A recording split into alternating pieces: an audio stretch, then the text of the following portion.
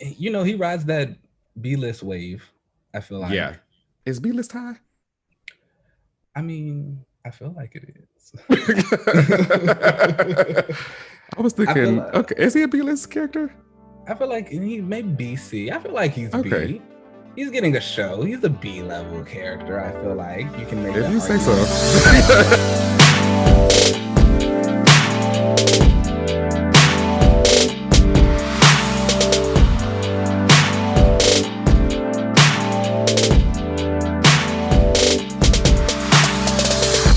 All right, we are back. Yes, we are. This is an exciting week for me. Yeah, this is going to be great. I'm so ready. How are you today?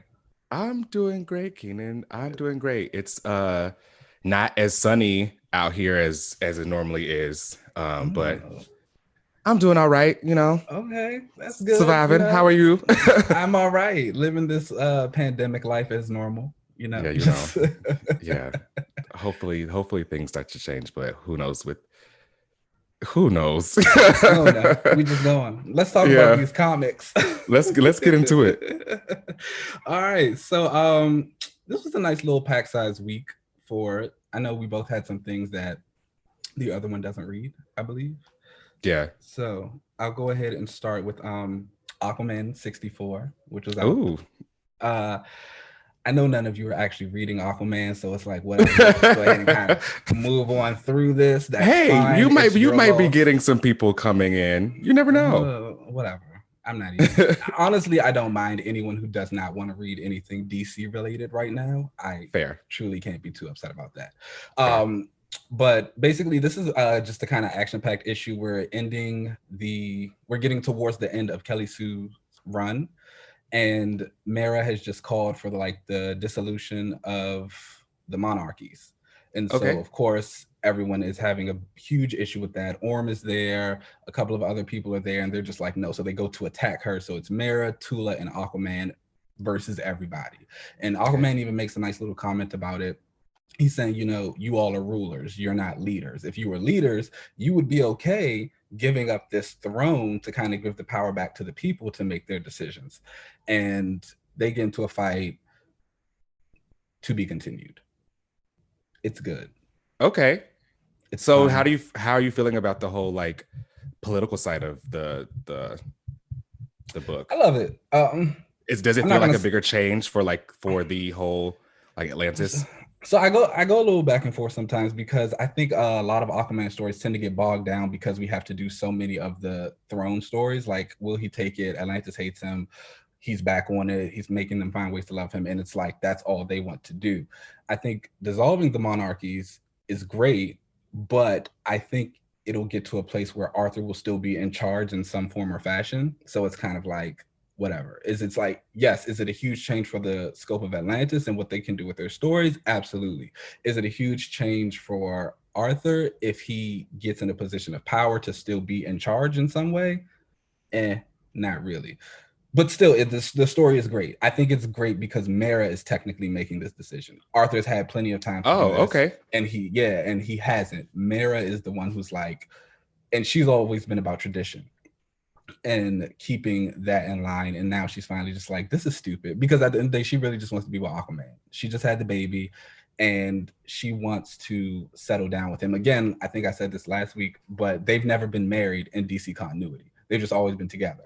And Yeah. they were about to get married, but then she had to be queen and they couldn't be together. And so now we're kind of gearing back towards the wedding. And I think it's just really great because that couple is one that I truly love in comics. You know how you always kind of talk about with Gene and Scott, how you wish writers would show them in their relationship. Yeah. That's all Mara and Arthur do. Maybe I because like them more than. because again, it is just like a constant like back and forth of like, can they be together versus can't they? They're always constantly trying to find ways to make it work and just talk about the things that are upsetting them and like getting back together. And it's gotten to a point where it's like, even if they go somewhere, they know they're getting back together. It's like So that's that's like yeah, bae. They yeah. gonna be all right. It's just like you can be gone for a couple months. Like I know you're gonna come back home, and Right. so it's like it doesn't even matter. So that's been I don't really know if good. Scott and Jean can say the same. No. I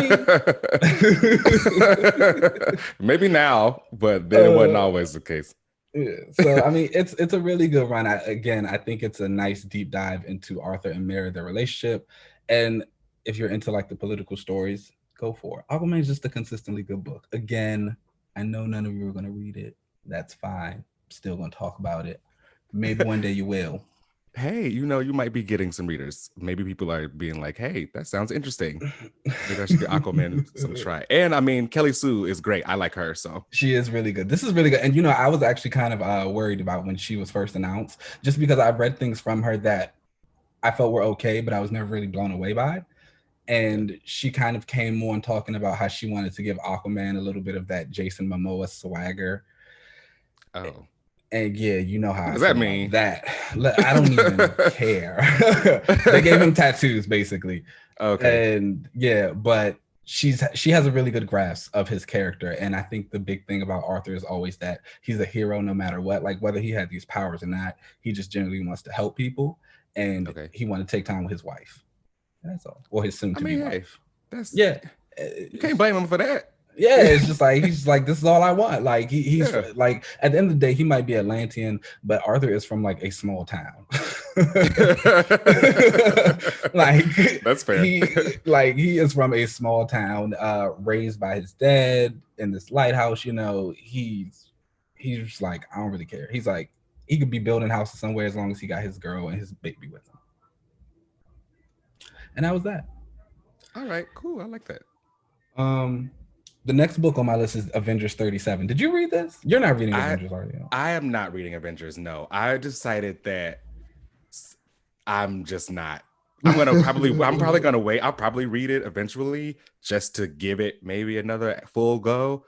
But it all just feels like a bunch of like wannabe MCU's tryouts. So I was like, I'll just read this on Marvel Unlimited at some point. Yeah, I would agree with that. Well, damn. I do think the only good thing about it is the way that Aaron plots the arcs of the book. It's always kind of focused on a specific character or centralized around someone, so you really don't have to keep up with it as much as you think you would. So like again, I only really read it when it's focused on Blade or She-Hulk, and this particular arc is about Moon Knight. Khonshu and Mooney have a vision of a Mephisto ruled world, and Khonshu's like, no, I don't want okay. that. So he basically starts his own plan to take over the world, and the Avengers are outlawed in this world. Moon Knight attacks all the fellow Avengers, and he starts taking he takes artifacts from Doctor Strange. He takes Thor's hammer. He tries to get some stuff from Black Panther. The Phoenix Force. He bonds with that. Oh. Yeah, which also will lead into the next arc is about the Phoenix Force looking for a new host in one of the Avengers. Jean was actually in this issue. Oh. Yeah, was she? Okay. Yeah, at the end of it, because obviously at the end they beat Khonshu, and the Phoenix leaves Moon Knight, and they show it like flying off, and we cut to Krakoa, and it's Wolverine and Jean, and he's like basically asking her, he's like, "Oh, did you feel that? Like the Phoenix is back?" She's like, "Yeah, but it's not here for me this time." Oh. Yeah, and so Wolverine's like, okay, so what are we gonna do? And Jean's like, oh, I'm not doing anything with it. It has nothing we love to do that. with me. Yeah. I love that. She's like, I'm not doing anything with it, I love it. Yes. Okay. That got nothing to do with me. And so she's like, it's very mini leaks. Now why am I in it? Yeah. Like it's not, again, she goes, it's not here for me. So it goes on, and that'll lead into the next arc about the Phoenix and the Avengers. I unfortunately will not be picking that up. Oh, okay. You're getting off the boat. Got it. Yeah. I had my Moon Knight story. Again, I think, like you said, it felt a little MCU light. I appreciate that because I don't really feel like Moon Knight has had that kind of story for himself. It was, and by the time, I'll admit, I wasn't really into it in the beginning, but by the time I got to the end and I remembered what I was reading, it's a fun story. You get a lot of nice fights. Yeah, it's a lot of fun stories, a lot of fun fights. There was a little bit of introspection in Mark and himself, and with his whole schizophrenia, bipolar disorder, and that was a nice touch. So was that handled well? It was fine. It was very surface level. I feel like I'm hoping it leads into a Moon Knight book. Okay. So I'm Okay. just crossing my fingers for that. They'll probably give him a solo, especially with the Eventually, TV show he's coming. one. He's gonna get He, something. he rides that B-list wave. I feel Yeah. like, so he gets a push every now and again. We might know we have to wait a little bit, but it's gonna come eventually, and I'm okay with Great. that. Is B-list high? I mean, I feel like it is. I was thinking, okay, is he a B-list character? I feel like he may BC. I feel like he's Okay. B.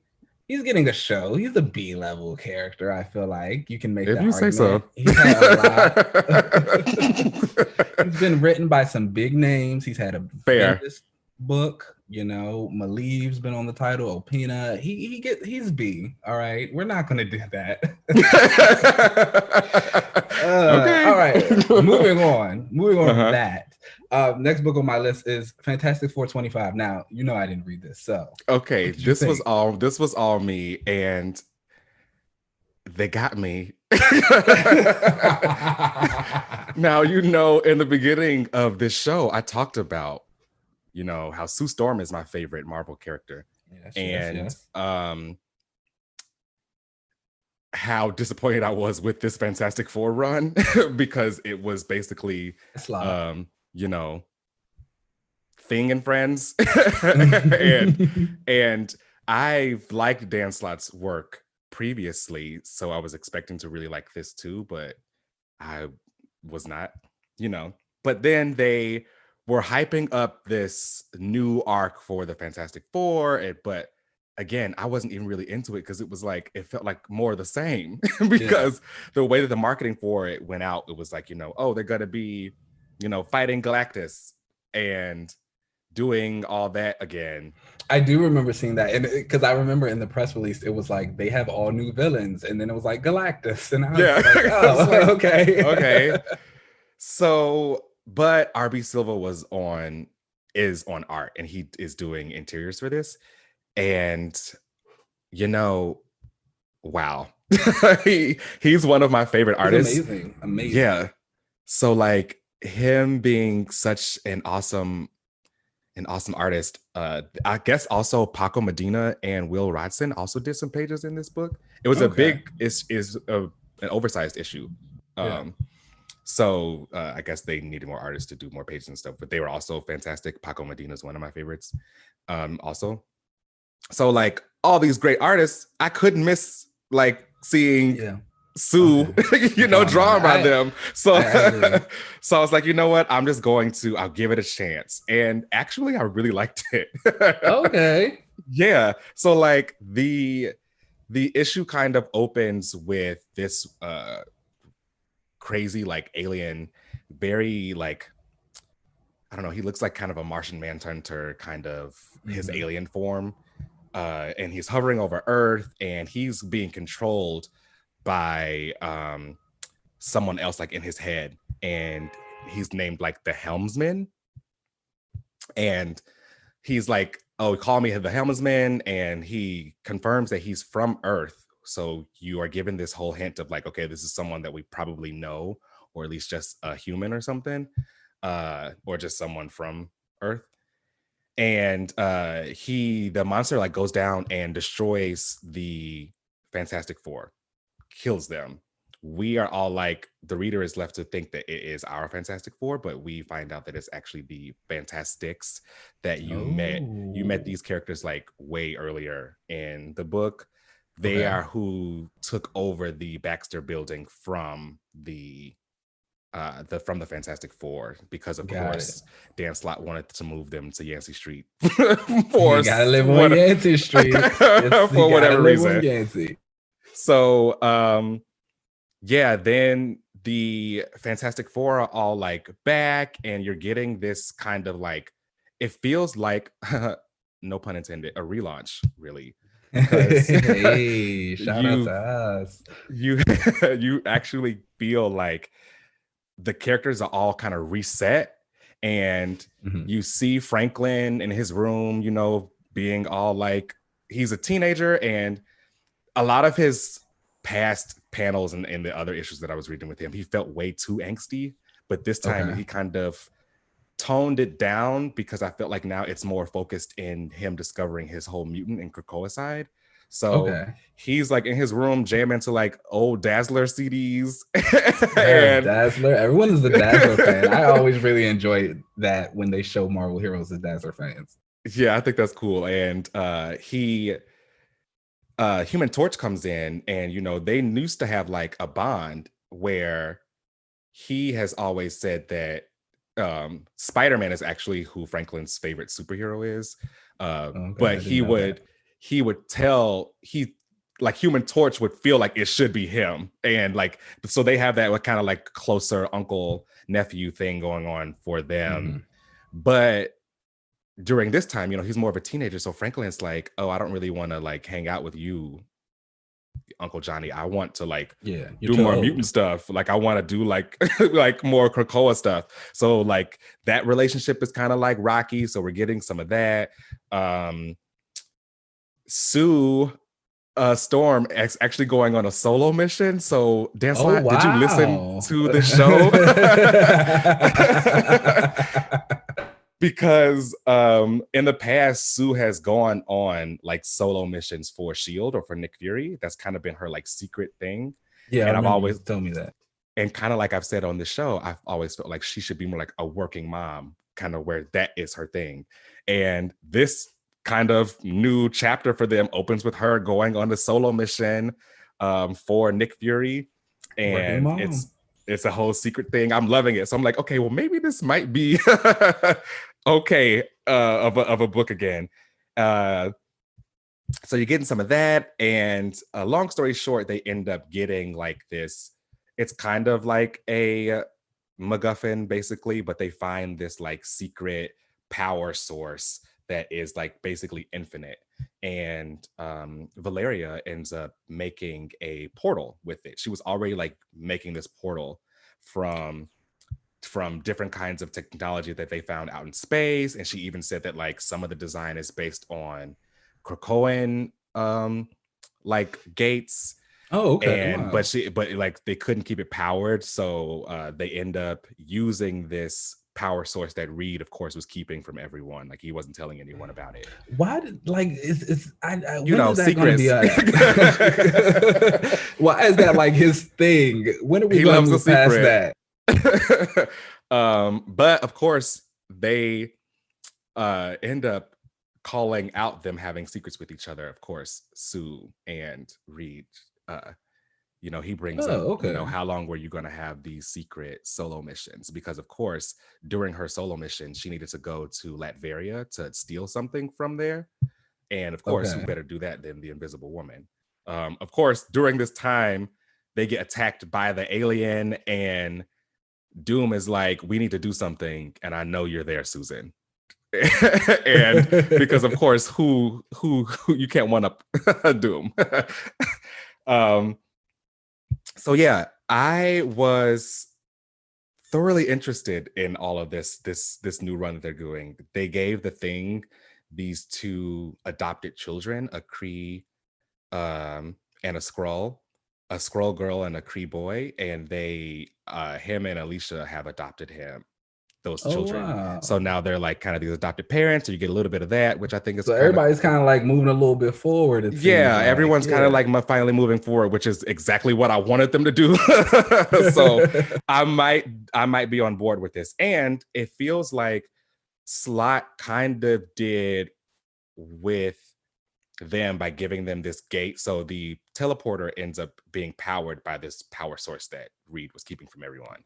And Right. it becomes like this thing called the Forever Gate. So now they can go anywhere at any time with this portal, Okay. and it looks like a Krakoan gate, so they can kind of walk through it or whatever. So now Neat. this, of There's course, the you know, blueprint.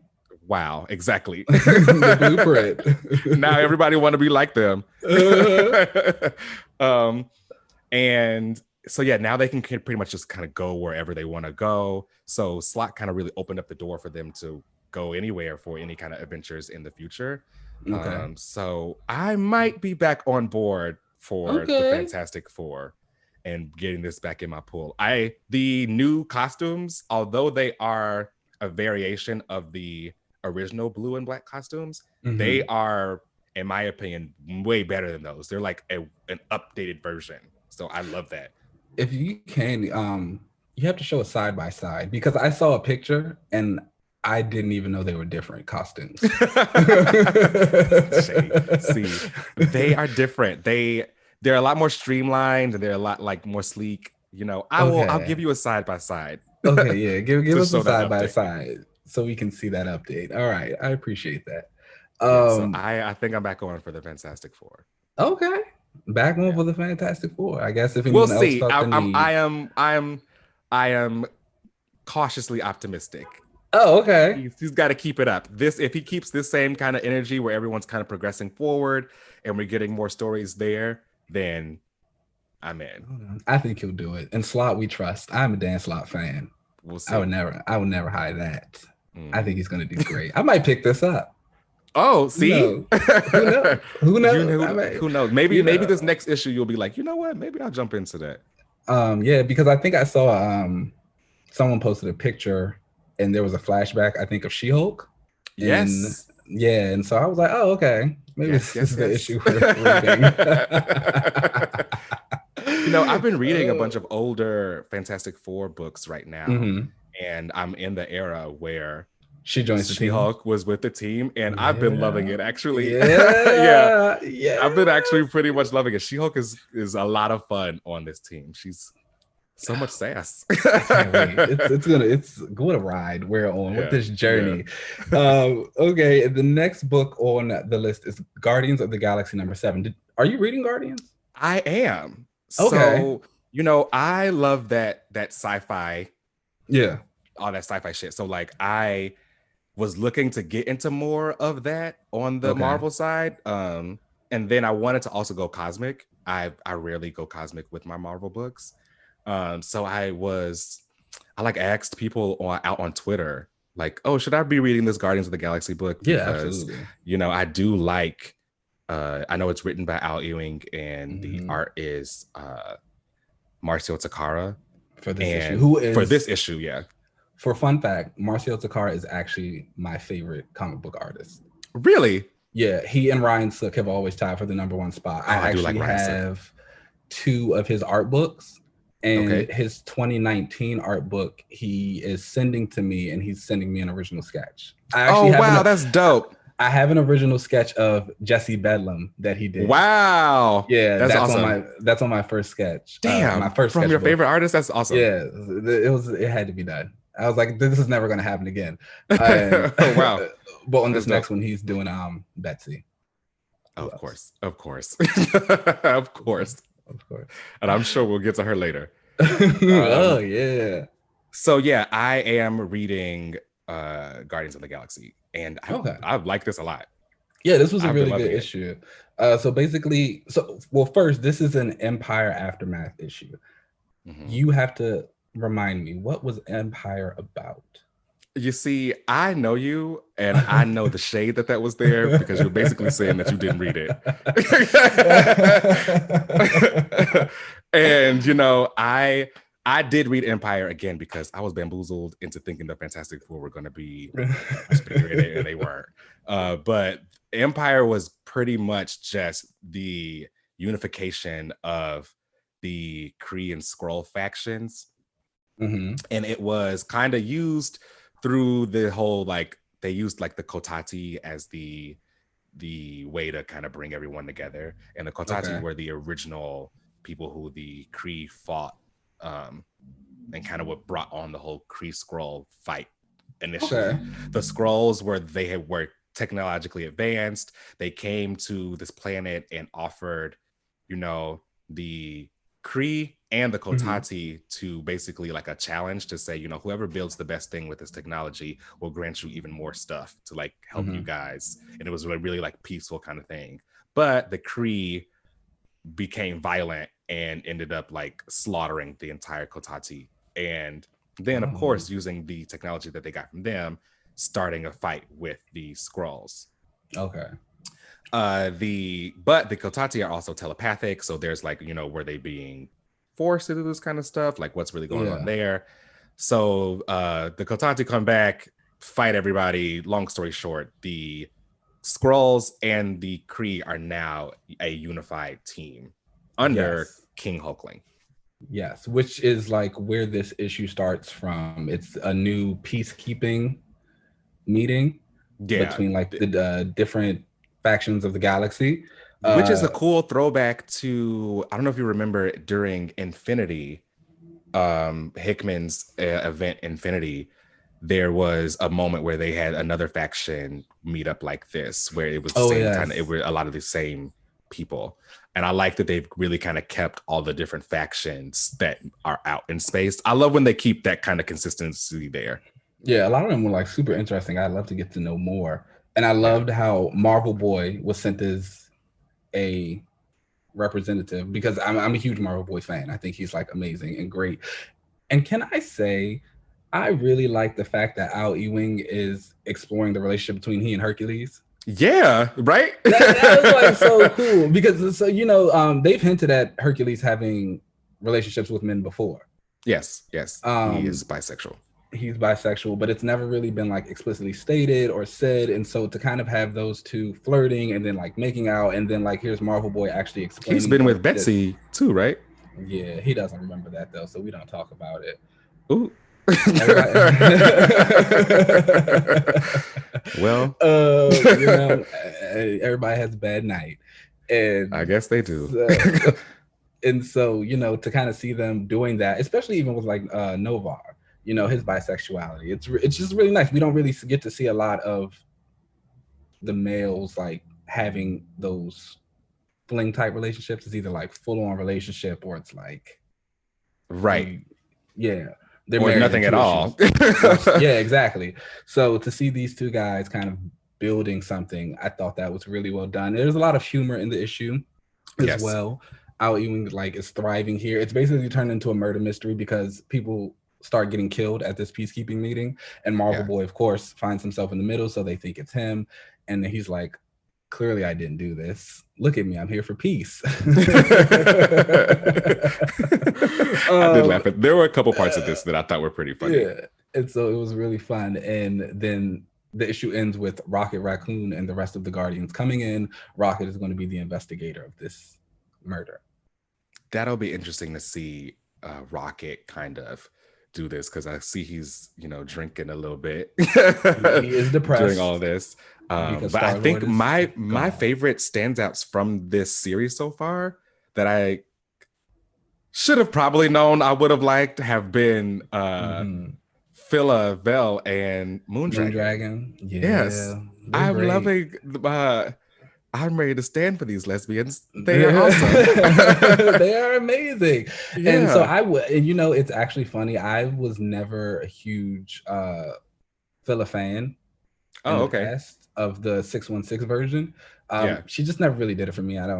Again, the super powerful cosmic type characters, more street level, but I really, really enjoy this alternate universe and a version of her. And I don't know if it's just because of her design, the whole like she turns black. Love the design with the white hair. Yeah, got like armor. I love a warrior woman. Yes, she just does it for me. And this whole Moondragon situation that's going on right now, where the alternate universe Moondragon and the 616 Moondragon have kind of like merged into this new person, and Phila's pissed about it because she's like, you are a stranger to me now and I have no idea who you are, despite Moondragon still very much being in love with her. Exactly, because both Moondragons were very much in love with Phila, so so I think that's really interesting. Al Ewing is great. I am so excited for Sword. Yeah. I feel like, I wonder, are they kind of giving him the reins to the cosmic world? Yeah, the cosmic side of Marvel. I mean, I would not be mad at it. He's been building it for a while. Like his Ultimates run. Oh yeah, did a lot of stuff with the cosmic. He I still need to actually finish that. You should. It was good. Yeah, it was good. Okay. I also had Falcon and Winter Soldier on my list. Okay. Number 4 came out. It's similar to Avengers. It's just something. It's giving MCU type of story, kind of popcorn flick, and action packed, running through. It was supposed to tie in with the show. Okay. Yeah, Do but you check feel it like it's out. giving hints of what the show could be like? No. Really? No. I Okay. I mean, no. I Oh, mean, okay. and honestly, I kind of don't want it to. The story itself is fine, but it's just not anything I think is important enough to the characters to make a real impact. Okay. Yeah, That's fair. that's it. Would you Yeah, recommend picking this up or checking this out on Marvel Unlimited? check it out on Marvel Unlimited. Okay. Definitely. I'll throw it in my list then to And now check that it they've out. shortened the time frame, it's no longer 6 months; it's 3 months. Yeah, Oh, it'll be up there pretty soon then. Okay, yeah. cool. Check it out on Marvel Unlimited. And those are my books. Did you have any other books that you read? Oh, of course. We have to get to, you know. I know you don't want to skip this. Oh my Let's get into it. gosh. All right. So technically Excalibur happens before X-Men, but I kind of want to talk about Excalibur last. Okay, that's fair. They So although they go in order, they don't really need to be the like that's true. read in order. They were very distinct issues apart. So we'll Yeah, talk about X-Men first. let's do it. Yeah. So X-Men, Love this issue. Apocalypse, and his family. Loved it. I absolutely loved it. It's I just I felt like this has given Apocalypse and like mutants so much more history. Apocalypse has never had good stories. Okay. Yeah, yeah, I love this Apocalypse story. It is yeah. just, it's everything you want from it. It gives a lot of legitimacy to everything he's done. His whole survival of the fittest mantra. Oh my gosh, yeah. Finally seeing, why he was doing that and like Yeah. giving reason behind that. Yeah. It was And just the like, actual this is reason that's behind there cool. is so This is dope. cool. Genesis, it also kind of hints that maybe this is a part of why he has taken such an interest in Richter, because Oh, the whole Genesis connection and her power over Earth and stuff like that. And then now Richter's powers are growing and he's also getting more control over Earth. It was just something I noticed that I thought, I was like, oh, okay, this oh, is that's kind of interesting. cute. I didn't even make that kind of connection. Yeah, I was like, that was cool. And speaking of Genesis, she's great. What a woman. What a woman. Wow, what a woman. Yes. Her and Iska, man. I'm so excited to really get into the rest of this event and get more into these Iraqi sword bearers because Yeah. they seem amazing. It's awesome to have learned on that data page that Apocalypse's sword was made by Iska. I think that's that's a cool little touch. Hickman's really killing it on this book. Yeah. It's just Now, did you get the idea that the Annihilation helmet was kind of like a Dr. Fate-esque kind of helmet? I did. Okay. Which I liked. I thought that was really cool. I liked it because I was never really into the whole theory that Genesis and Annihilation were the same person. Right, exactly. Yeah. I always did want them to be separate, so I really like this. Not to say that Annihilation can't be Genesis now. Who knows? She might have put on the helmet or something like that. That's the vibe I'm getting. But to know that they are something that can be separated is really cool, and I really prefer that. But I'm feeling like I feel like she can control it though.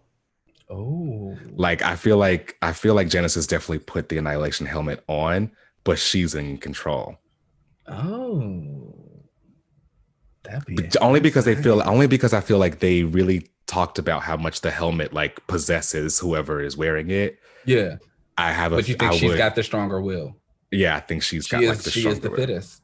Yes. Okay. Also, I love that she just knew she was stronger than Apocalypse. She was like, exactly. You can't hang out here. You be the one to go out there and find some people. Exactly. And she said it to him like it felt very like, oh. Yeah. But I also love that you're so cute to think you could like hang, but you can't. But I also know that he knows it's true. Yes. Because he got the step and he was like, I'm not gonna lie. So I think that's really cool. It also kind of, you can say it explains why he's always so cold and mean to those people who he's made his horsemen, because he has always been used to being weaker. Fair, yeah. And now here he finally is actually stronger than somebody else. So he takes advantage of that. Again, it just adds a lot of legitimacy to Apocalypse as a character and adds a whole bunch of new layers that I really love. Yeah, I really enjoyed having it be so rich of history to give him, and kind of like really gives you something to like dive into Apocalypse. I had no idea that Apocalypse would be the character during this Coca-Cola era that would be someone I was really enjoying and thriving. Yeah. I feel like Hickman is really just mining the history of the X-Men and really like giving them and pushing them forward. That was one of the things that I really appreciated during the whole promo Hoxpox time, when Hickman was doing interviews and he was just talking about how he was just reading every single X book that was in existence. Yeah. And he was going through and just finding all of these different things, and he's bringing that stuff back. I love it. This is the golden age right now. We are in a golden age of X books. This book specifically also was drawn by I think it's Mahmoud Asrar is how you pronounce his name. Mm-hmm. And I got some Polaris panel time, so check out that. So she was an issue. She had a moment with Magneto. I've been liking this book. How can I not? Did you like the fact that she was in her X Factor costume, or did you prefer the older version? So her X Factor costume, in my opinion, in this book, it was nice to see drawn by someone else. Okay. And again, Asrar is really great. So it was, she looked better in this version of her than she has in her X Factor book. But again, the costume, in my opinion, still feels very like casual. So in this circumstance, for what she was doing with her using her powers to restrain Apocalypse, it felt like, okay, yeah, this works for you to be wearing that then. But I still think she needs like a kind of redesign for when she hopefully joins an Acolytes team. Okay, that out there. I can respect that. I recommend it. Okay. Yeah. So the next and last book is Excalibur. So excited. Written by Tini Howard, and this book drawn by R.B. Silva. He's a working man. So I'm loving the art for sure. And what I'm gonna tell you what I thought. So before you hype in and I already know you're about to go off. Okay. Go ahead. I felt like the book was fantastic. Really, like really, really, really good. I haven't been the biggest supporter of Excalibur. Like I haven't been like the biggest like, oh my gosh, hey, everybody go get Excalibur, because there have been a lot of issues in the beginning and kind of in the middle too, where I felt like, what the fuck is what is this?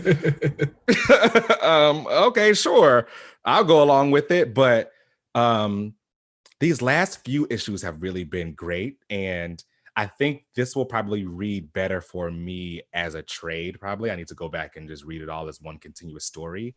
But I felt like this issue, you got a lot of the why Betsy is Captain Britain. And I think that a lot of my enjoyment for this issue, I won't lie, comes from knowing you and the conversations you and I have had. Because you have always like broke down Betsy and like, talked about her, because like, that's your favorite. My fave. So that's my girl. Fave. So I felt like a lot of the things that I was seeing in this were so great to see like resolutions for, because I know that Betsy has always wanted to be Captain Britain. Like this is what she wanted to be, like the hero. Like that's what she knew she wanted to do. And like, she's always kind of hated that it's always just been given to Brian. And I'm sure even she's traveled to like different universes and stuff and like seen the Captain Britain Corps. And I'm sure seeing that even in other universes it's always Brian is annoying to see too. And that's frustrating when like she has always wanted to put herself out there to be the hero and to be that Captain Britain. So it was really cool to see her kind of say, you know, everyone's like, well, why do you even want to do it? Like, you never want to do it. And her say no, like, you know, what if this is actually something I wanted for myself? You know, I thought that was really dope to see. It also was really interesting that Teeny showed when Saturnine and Brian were kind of talking about Betsy, and they were talking about, oh, you know, this isn't really like her. She is more one to like sleuth around and not really go into the heroics. I felt like that was more of a comment on them not really knowing who Betsy is, because the sleuthing part of her is more of her in that ninja body. That is not Betsy. You know what I'm saying? Like, she actually does want to be a hero or whatever. So like Saturnine had no idea about who Betsy really is. So I thought that was really interesting to kind of see. I thought this was a really interesting issue. The art was fantastic. You know, it was really cool to see Brian become, I guess, Captain Avalon, which is what a name. What a name. Love that name. I'm gonna have to talk to Teeny because sorry to interrupt you, but this is one thing. She keeps giving Betsy's brothers names that are better suited for her. And like she's trying a little bit with that. It's like you gave Monarch to Jamie, now you take Captain Avalon and you give it to Brian. It's just like, come on, babes, what's going on? What are you really doing? She has been giving the better code names to her brothers for sure. But I mean, maybe better costumes too, because I really kind of like this Captain so I honestly didn't like the first costume they showed with him when he first grabbed the sword in Excalibur, but this Captain Avalon suit, I love it. It's really good. I love the black, gold, red coloring of it with the silver chainmail. It's great. Yeah, I think it's really cool. It's really dope looking. And it was really cool to see Jamie kind of flex with his powers. The one thing I really appreciated about the whole, like, that Omega level list that Hickman had during Hoxpox was the different. I love when there's like a deeper dive into powers and like how they kind of work. And I like the way that they broke down the different people who can like bend reality, and whether it's quantum based or like, you know, what kind of energy based or whatever. I think that's really cool. So it was really interesting and awesome to see, you know, Jamie use his powers in that way.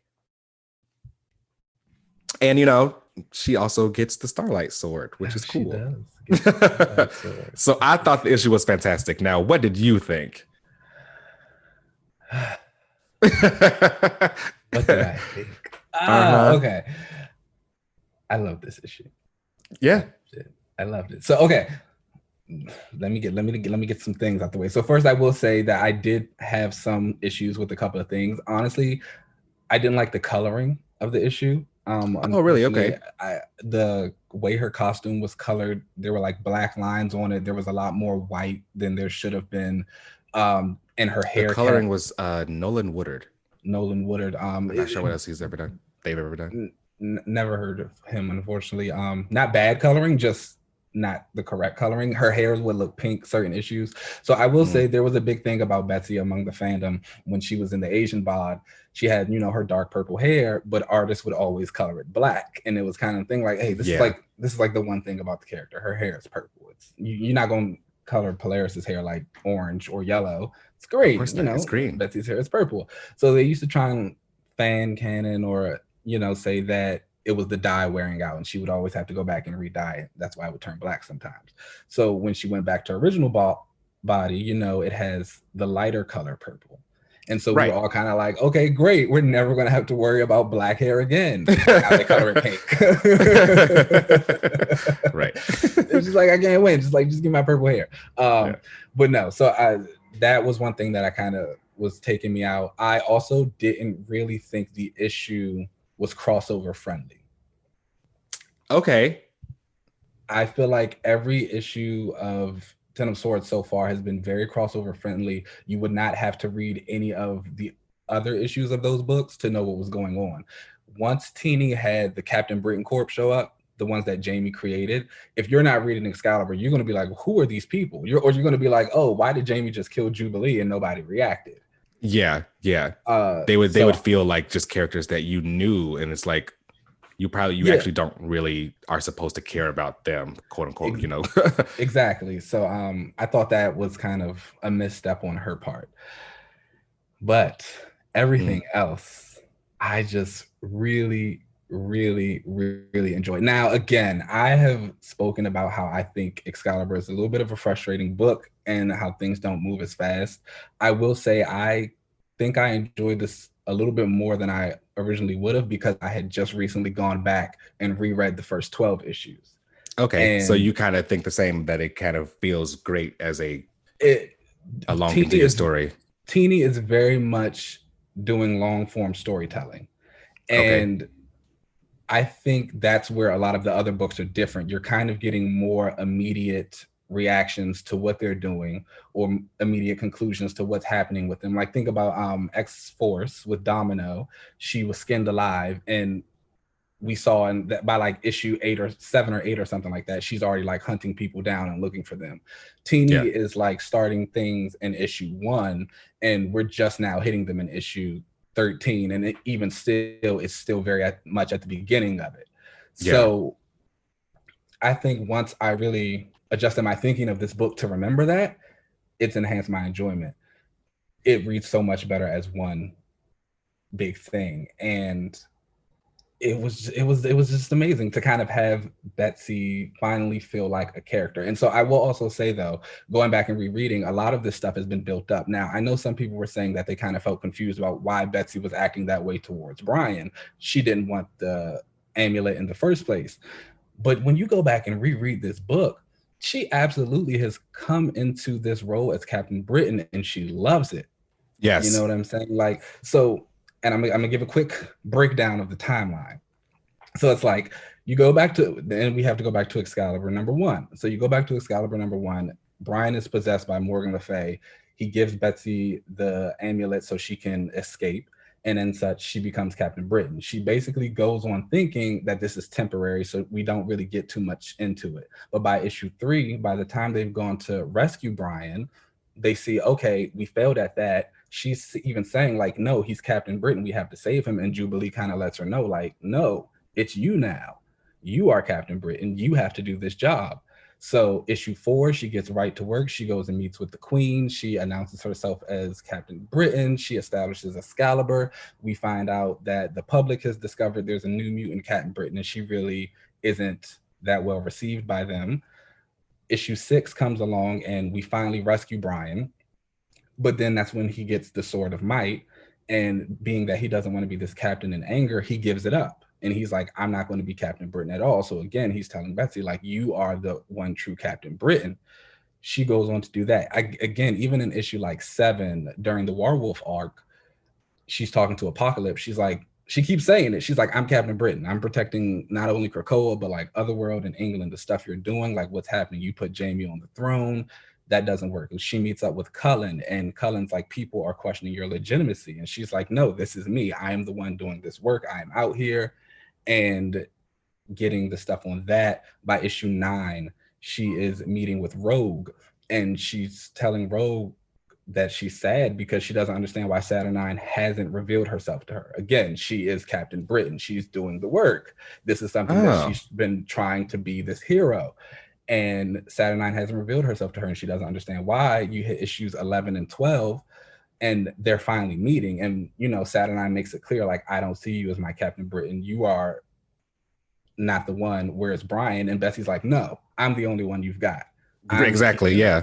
I've done this work. And so now we get to issue 13, and you have all of this frustration and all of these things that have been going on with her. She hasn't really had a moment to catch her breath. She's just been trying to deal with stuff. She's been trying to prove herself. And at the end of the day, it's also kind of like you said, they were saying, oh, she's seen as this sleuthy character, but that's not who Betsy is at the core. She is a hero. So her thing is like, I am a hero. Why do I have to keep proving myself that I can do this job? Why do I have to keep proving myself that I'm worthy of this position? And Brian comes back, and because he's heard this prophecy, and you have these two different parts of it. One is saying this one's a hero, the other one is the Echo Doomed, and he automatically assumes like, oh, here's the sword because you're the Echo Doomed. You're the fighter. You're the sleuthy one. I'm Right. obviously the hero. Give me my amulet back. And then Exactly. that's the thing. And that's the thing. He doesn't even have like the decency to actually say like, give me my amulet back. It's just Oh, I like, loved when she said to him, like, I need to hear you say it. Like, yeah. it's say it to my say what you really mean. Yeah, it's just like you come here talking about some, oh, I'm here to give you this sword. No, what do you No. want? Right. And so like even when they're fighting, she says it to him. She's like, it's an honor. She's like, it's not a birthright. She's like, even if I wasn't chosen or like picked by Merlin or Rome or something like that, like I am Captain Britain right now. You didn't want it. You don't just get to take that back. And so I feel like it really legitimized a lot of things that were going on with Betsy. And it truly felt full circle for that particular part of her story to at least get that out there and say, this is what's been bothering me. This is why I'm acting the way I have. And having her finally come back and say, I'm going crazy with the whole part where she was escaping from the prison and to Yeah. Jamie, she's kind of like, I just got to try this. Like, I have to focus, do what needs to be done, embrace this whole thing. And it was just really great, really well done. The art, of course, RB Silva, he was Love fantastic. it. Yeah. I will also say one of the things that I didn't really care for was that Rogue and Gambit kind of disappeared from this issue. They were They've kind of been gone from the whole damn series. Okay, so hold on. Let me talk about Rogue in Excalibur really fast. Okay. So I will totally understand if you are a Rogue, Jubilee, or Gambit fan and you do not like this book. Definitely, yeah. Or if you're like coming into this book saying, hey, I want to read about my favorite characters, because they have gotten no love. I think that both Gambit and Jubilee can be switched out for anybody else. Megan, Pixie, Warpath, whoever. It doesn't matter. Mm-hmm. I will say I think Rogue is a little bit more central to the book. And how so? Okay, so get into this. Let me break this down for you. Because of her powers? Not even because of the powers. So obviously, Teeny excels when she writes Apocalypse. He's very much been the forefront of this book. Like he is in that number one spot. The second character who she's given the most attention to is Betsy. The third character she's given the most attention to is Richter. He is like Apocalypse's apprentice. So they're all kind of getting like constant stuff. It's actually really funny when I think about the promo for Excalibur. People were complaining. They were like, oh, Teeny only talks about Apocalypse, Betsy, and occasionally Richter in these interviews. And we just assume because, like they have like the biggest changes happening to them right now. But it's like, no, they're actually just the main characters. The main characters, right? Rogue is definitely the fourth ancillary character of this book. Okay. And I say that because she had her whole thing with the powers and the apocalypse stuff in the beginning and changing that, but we've gotten insight into Rogue mindset a little bit more so than we have with, say, Gambit or Jubilee. We had the moments with her in the beginning talking about how she didn't want kids. Rogue is a leader. She's led the X-Men and the Avengers. We've seen her kind of be that co-leader with Betsy on a lot of the missions they go into. They're like playing off each other. She's like, you do this, I'll do this. Or like me and Gambit will take point here. She has been the one person who's kind of come to Betsy. Like again, in issue 9, when Betsy was talking about why Saturnine wouldn't come to her, she was talking to Rogue about that. Rogue has been that one person to kind of come over to her and be like, hey, like, you're acting a little bit strange. What's going on? And then even in issue 11, when they go to storm the Citadel, Rogue is again, she's the one kind of calling Betsy out on her stuff. She's like, you're telling us to leave. You're telling us to do all this stuff. Like, these are the things that you used to do as Psylocke. Like, this isn't who you are now. She is like the fourth person of this book. And honestly, I think that Apocalypse is going to die by the end of this event. That is like one of my theories. And so he'll be removed from Excalibur. And I've always said I also felt like the first 12 issues of Excalibur were purely set up for Ten of Swords. Yes, like definitely. Teeny knew this event was coming. She was like, okay, I'm just going to work that out. I really do feel like once this is over, I hope that we see a little bit more characterization from the rest of the team.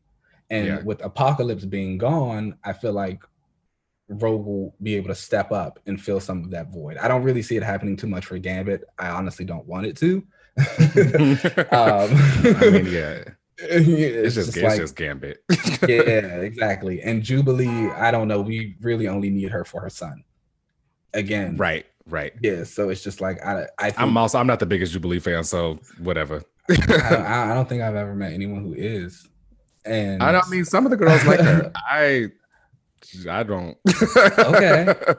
I think about Jubilee and I just try and think of like, I guess, a good Jubilee story or like a Jubilee story I've really enjoyed. And I've read a lot of stories with Jubilee in them, but she's never the standout person for me. And I'm also not the hugest Generation X fan. So Me neither. She usually annoys me when she shows up. So but you know, so Just yeah, that. those two, I think Rogue is kind of the next one. And again, like we know that due to the solicit that something happens in Ten of Swords where Betsy also isn't really on the team anymore, it looks like. And so Excalibur is going into Otherworld to search for something. I very much see Rogue being in charge of that mission. If there's no Oh, definitely. Apocalypse, if there's no Betsy, Megan's coming along, but you know, Megan's not going to tell Rogue what to do. Oh, hell no, no. Yeah. So Of course not. I feel like if you are a Rogue Stan, I can completely understand why you think this book sucks again, or why you feel this book sucks, or why you are frustrated with her characterization. But I will say, I truly feel like something's in the works for Rogue specifically. And again, we had like all that stuff with her in the beginning when she was in the coma. We got into her mindset. Like I said, she is kind of like the fourth pillar of this book. It's a very small pillar, but she's a pillar. Yeah. And like you said, I hope that after X of Swords that she ends up getting probably more characterization. I hope that there is a little bit less emphasis on trying to make her 90s version. Yeah, she needs a new costume. Like She definitely needs a new bad. costume She needs a and new a whole new costume look for her bad. because I would hate for her to regress to that because I do Yeah. feel like she has actually grown so much as a A lot. character since then. So I think that I hope that she gets to get some more characterization that kind of pulls her away from anything that's regressing her back to being her 90s self. And I want Rogue to stay in the book. Again, like I said, she's kind of been the one person who has been able to coddle, not coddle, but like call Betsy out on her stuff or like Yeah. comfort her when she's sad. And I think it's a really good Which is role, interesting. They especially. didn't like each other Yeah, in I the was about to beginning, say. I was right? about to say it's interesting because they've never had the closest relationship. It's always kind of felt like we just have the same friends. Right. Yeah. It's always kind of like we have the same friends, so like we're here around each other. But if we I don't like you weren't, like that. Yeah. yeah, it's like you are. If anything, they've been played up more as like playful rivals. They fight a Right. lot They fight a and lot. Right. they compete a lot, which is a reason why I think it's great that Rogue is the one. It kind of feels like they're very similar in that way, and so that's why I think Rogue has been the one to be like, "You're acting how I would act. What's going on?" Yeah. So yeah, I want Rogue to stay in the book. I think again the issue was great. I think as a Betsy fan, it's really enjoyable. I Yes. think again it wasn't There's got to perfect. be some damn karma or something because I feel like your X of Swords book was fantastic, but like my X of Swords Yours Polaris book wasn't. was like it It, was not good. It was not it good. wasn't Just bad. it was bad. It only got good at the end. Like the last Polaris like speech was the only good part of that damn book. When she was like holding Rockslide's dead head, that Like was what so the strange. what? Like that was weird. Oh, And that she's like hysterical over somebody she doesn't even know. That doesn't make any sense. We're not gonna go there. Forget it. But this book I actually really enjoyed, and I would say that although I agree with you that this book wasn't very crossover friendly, I would still recommend it. Because not only is it a part of this X of Swords, it was still a very good like Betsy focused issue. So if you were a fan of her and you want to find out more about the whole like Avalon, Otherworld, Braddock family thing, I think this would be a very interesting and it was a good comic. And that was the thing. I think it was a good Braddock family moment. I don't think we have too many of those. The last time all three of them were together, Betsy was mind controlling Brian to snap Jamie's neck. Oh. Yeah. Okay. So Okay. during their, and it was also like the last trip of all of them together in Otherworld. And Remender's Uncanny X-Force, they were in Otherworld because the Captain Britain Corps had kidnapped Phantom X. Ugh, I did not miss him. No, not at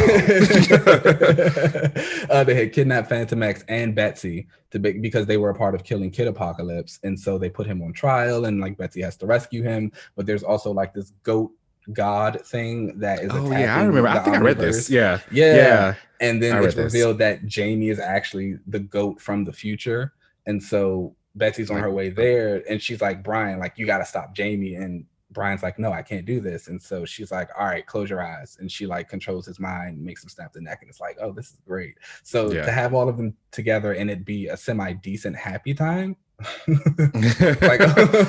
it's like, it okay. won't always stay that way between the three of them, but yeah. It's like I can take this. So it was good. I really enjoyed the issue. I think Excalibur is truly coming into its own. I think I have said it before, it is going to be the best X book sooner than later. I wouldn't go that far, but I do but I do like the book. I'm telling you, I've really been enjoying X of Swords too. I've been liking the pacing of X of Swords. Mm-hmm. I think it's been mostly because a few of the books come out like at the same time, so that we're getting through them all finding their swords at a very great pace. Like it doesn't feel like, oh my gosh, we're still doing this out. Yeah, because I mean they're pretty much at the end now. Yeah, I feel like they're already. Yeah, Apocalypse was the last person to get his sword. Because next issue is Stasis. Okay, great. Yeah, next issue is Stasis, and so I think we're going to get a little bit more insight into the Iraqi sword bearers. And then after that, we're probably and after that, I think we're in the battles. Do you think it's going to be like one-on-one battle or like one just giant, like a giant fight? I don't know. I think it's the way they made it seem like it was going to be like an actual match. This is giving me like, I don't know if you watched Dragon Ball Z, but it's giving like Cell games. You know what I mean? I'm getting Cell games because there's so much going on. Because it's like when you think about Marvel has been dropping their promo for this event, and like we've had different things. We saw like Betsy versus Iska. We saw Magic versus Pog. I think they did Cable versus Bay, and so now we see like the preview page of Stasis, and they're all kind of standing there getting ready to go to the battle on their sigils, and it's like completely different. Like Magic is like against Iska, and then Betsy is fighting Solemn, who we thought was probably going to fight Wolverine. So it's just like a lot of interesting things. I'm excited to see. I have no idea what's going on in this book because it's been wild. And I love that. I absolutely love that because that's the same kind of feeling I had during Hoxpox. It was like, I don't know what's going on, but it's good. So I'm enjoying the ride, that's for sure. 10 of Swords. Excalibur 13 on sales now. Yes. Comixology. It's a great Betsy issue. It'll soon be the best X book. I look forward to having many of you agree with me on this. So we'll see about that. All right, let's do it. Let's take a break and we'll come back. All right.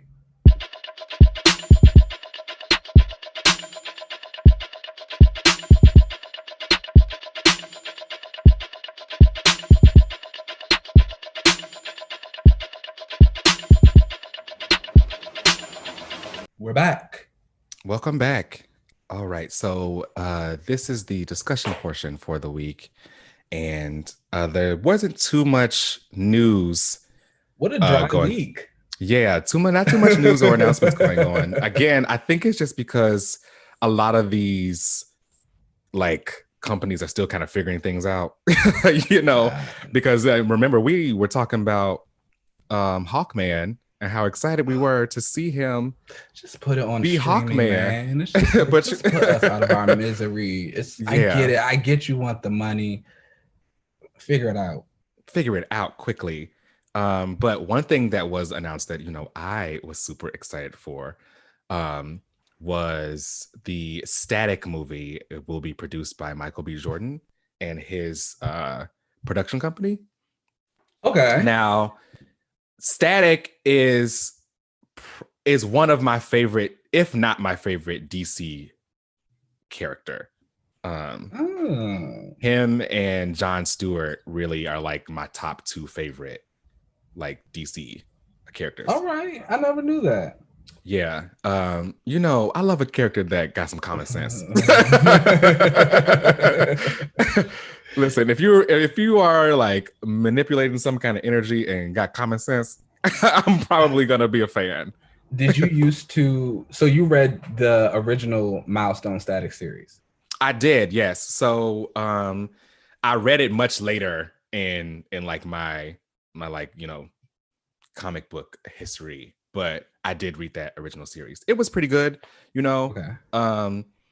I think that Static is one of my favorite characters because he really does feel like me. Okay, yeah. When it comes to like a representation or whatever, like Static always just kind of felt like me, which was this nerdy black kid who also likes like rap music too.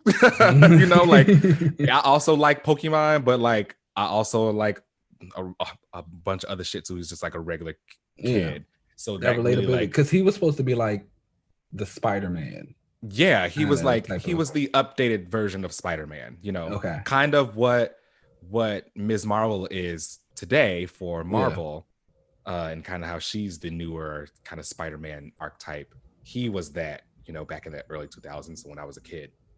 So I am super excited for them to be talking about a movie. This was announced during their DC like live panel that they were doing.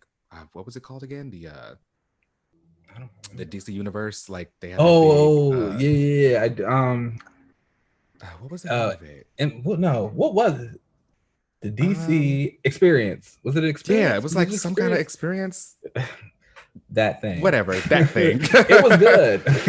Yeah, during that whole thing, they like announced that Milestone was coming back with comics, and they were also working on a Static movie. Now, the way that it was announced, it seemed like it was all really, really, really early in the talks of it. Yeah, that seems part of the course Yeah, with exactly. With DC Milestones.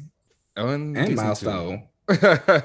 But you know, I felt like they were announcing these exciting things, but they have been talking about bringing Static back since I think maybe 2016, and they've been talking about a Static movie or a TV show since around the same time. So I feel like it's always just been, oh, we're doing Talk. it, but I'll talk, but no show.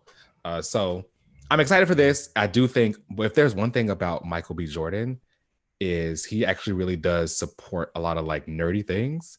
Yeah, he's very much like into all the stuff. He He's says like, he's into anime, comic books. yeah, I think he's like a nerd. actually really into like that culture too. So I wouldn't be, unless something went awry, I don't think that he would make this kind of announcement and it not actually happen. So I'm excited for whatever they kind of have working on there over the Static movie. I would love to have that optimism. I try, you know me, I'm optimistic as fuck. So I try to be, I hope that it's going to still kind of happen. I would love to see it. I'm gonna be the first one in line.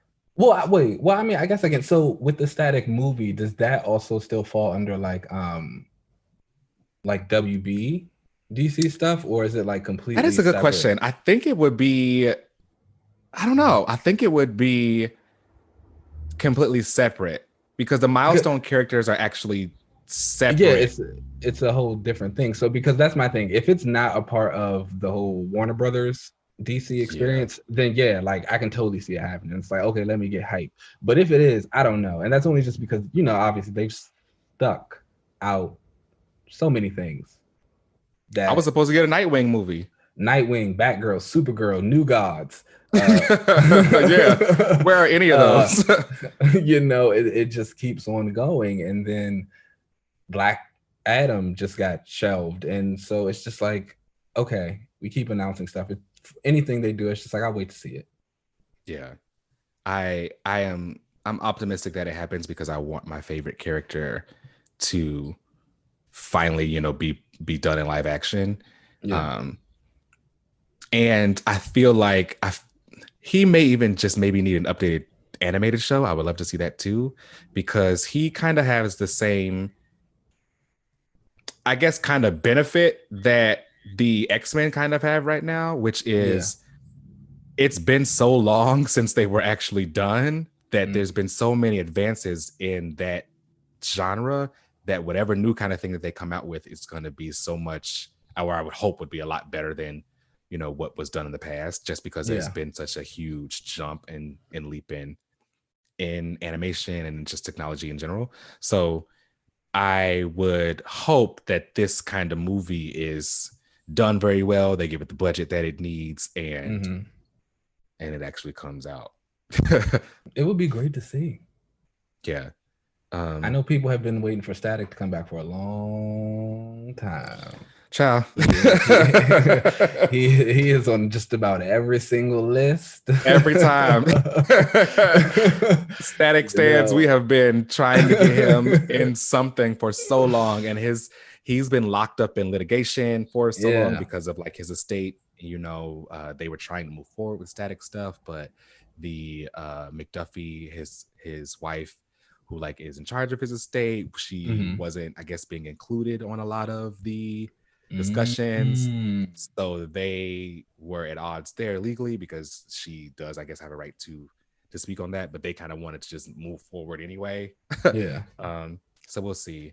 They had the new Milestone comic that came out that was going to be like a relaunch for Static, and I reread that recently, and as much as I loved it, I really do hope that the Milestone creators kind of give new talent a chance to kind of work with it, which is kind of what they're doing with Michael B. Jordan. I hope that they are not necessarily letting him take over, but I do hope that they are giving there some kind of like creative freedom there and aren't trying to just pigeonhole their version of Static from when they created them. Yeah, I think that's honestly been one of my big things about the whole Milestone resurgence and how it's coming back. I'm always going to respect and love those creators for starting it. Thank you. It is great. We love it. But I also don't want them to be the only ones who build this world. Yeah. I want to make sure that, they kind of let other people in and let them add their stuff, and be the overseers if you need to, but don't be the gatekeepers. Just get some fresh talent in there. Yeah, I know that. So, last week, we asked people to come up with a new code name for Jean Grey, and we got so many responses. So many responses, way more than I anticipated, which I thought was so awesome to see. You guys are really creative. Really creative. I guess nobody wants her to be called Marvel Girl anymore. No, see, people, y'all know what I was talking about, and I appreciate that. People understood that like that Marvel Girl name is like whack. She needs something new. So I'll read a couple off that we got. We had Brainwave, Revelation, Kinesis, Cerebra, Revenant, Omega. The biggest one and most frequent name that we got was Marvel Woman. Really? What? Yeah. And I thought that was so interesting, because I know you are not a fan of the Marvel Woman name at all. No. But a lot of it was kind of, it's time. She shouldn't still be getting called a girl. And I think a lot of people like when the character has Marvel in their name. It kind of shows that you're like a face of the brand a little bit, I guess. And that's fair. That girl part has got to go. There was a Apocalypse file actually back in an old X Factor book, where X Factor was doing this like profiling on the X-Men who were a part of X Factor at the time, and in his Jean Grey like dossier, it says like, why would someone who is of age and mind still be letting everyone call her a girl? And he said that like it was a testament to the way that she wants to be what everyone wants her to be instead of being what she wants to be. It was a really interesting read. He was like, she's letting everyone still call her Marvel Girl, even though she knows that she is grown. and you're Come just on, doing that because you're trying to Apocalypse. fill a role that everyone else puts on you. Yeah, it was really interesting. I have to send it to Apocalypse you. with the yeah, With please the read. do. It was a read. It was like woo. It's like It was a read. It was damn. a So with you not being a fan of the Marvel Woman codename, what do you think? I know you don't necessarily like have a particular name that you like jump up for, but what do you think kind of would encompass a good name for Jean? It depends on her role at the time. Okay. There was one name that was suggested that I liked, that Headmaster. I thought that, or Headmistress. Oh yeah, I do remember that. Yeah. I thought that was an interesting name, but I think that could only work for her in a specific role. Like her on Krakoa right now as Headmistress would be interesting. That would work. Okay. But I feel like with her in a code name, you either go with something that is very instantly kind of shows that she is a telepath, with some kind of like Esper or something to do with like mind reading or anything like that. Yeah. Or you just kind of, because she is a telepath, those psychic kind of characters can kind of go by anything. Yeah. So she just needs, in my opinion, a name that doesn't sound like just a random adjective and that she can actually define, she, like, Rachel going by Prestige is random. Random. It's a random ass name, and I feel like that's just a random word. I feel like that isn't something that she could like kind of create for herself. It doesn't sound like something that she could own. And I would love for Jean to just have a name that, or a code name at least, that she could own, instead of just going by Jean. I understand that. I'll think about it. I need to think about it some more and to see if I can come up with my own. But I mean, like I said, everyone kind of had some really cool suggestions. Well, with that, then, do you think she even needs a code name? Could she just be Jean Grey? Not at this point in her life, and like as she is on Krakoa, probably not. Oh, because I feel like right now she isn't going out and like doing all that kind of stuff. Okay. She probably doesn't necessarily need a code name, but I would like her to have one because that's fair. I don't think she needs to be called Jean, even though she doesn't necessarily. She can be, but I think that it would be nice for her to have a code name that people called her or that she could have being announced at the council instead of just going by Jean. Okay. And I honestly feel like her code name's never really stuck because of that 90s cartoon. I feel like before that, she was Marvel Girl, Yeah.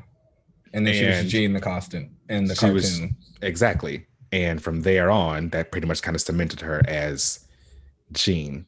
And I can see that too, just because of this whole new like Krakoan era and like what they're doing of the whole mutant name thing and whatnot. It's like no one's going by like whatever it was they were or who they are, the actual name. It's like you are your code name, you're this mutant, blah blah blah blah. So I feel like this would be a time where everyone's kind of really establishing themselves in this new Krakoa era. So I would like for her to be able to do that too. All right. Yeah. All right. Can't be Jean Grey. Okay, so because there was not too much news this week, I wanted to have a little discussion.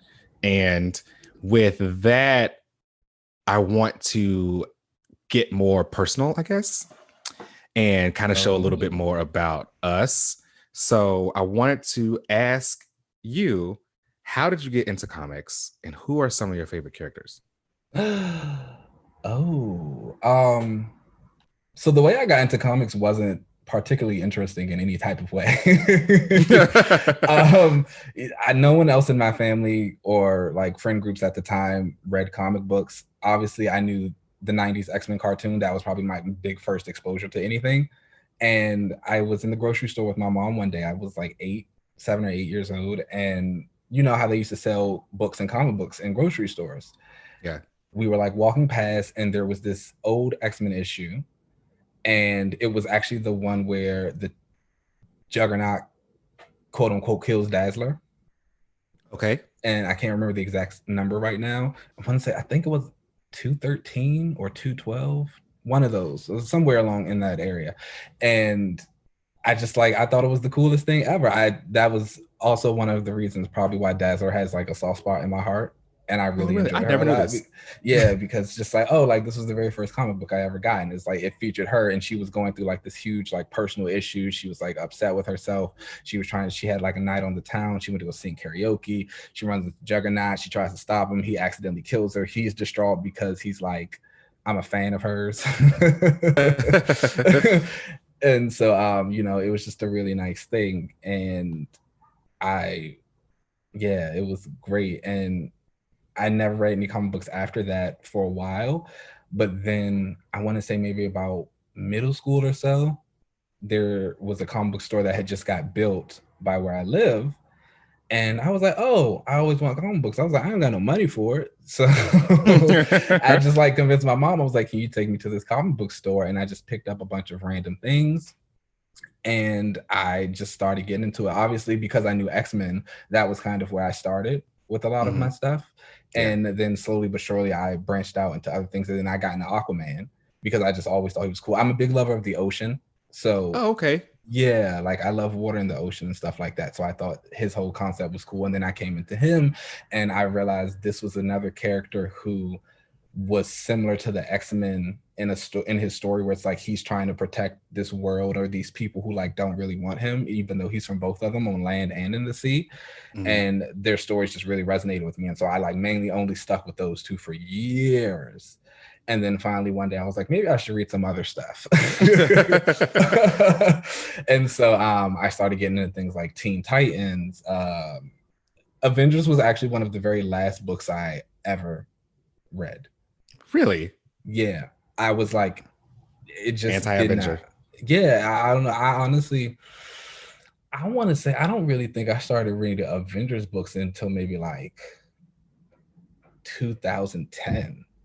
Oh, wow. Okay. Yeah, like I was just like, I mean, I probably had picked a couple things up here and there, and I was never super heavy into the Avengers like that. They just were not my jam. But then once I did, once I found some characters I liked, I would go back and specifically read those runs, like Firebird, Jack of Hearts, you guys. These fucking like D-list characters.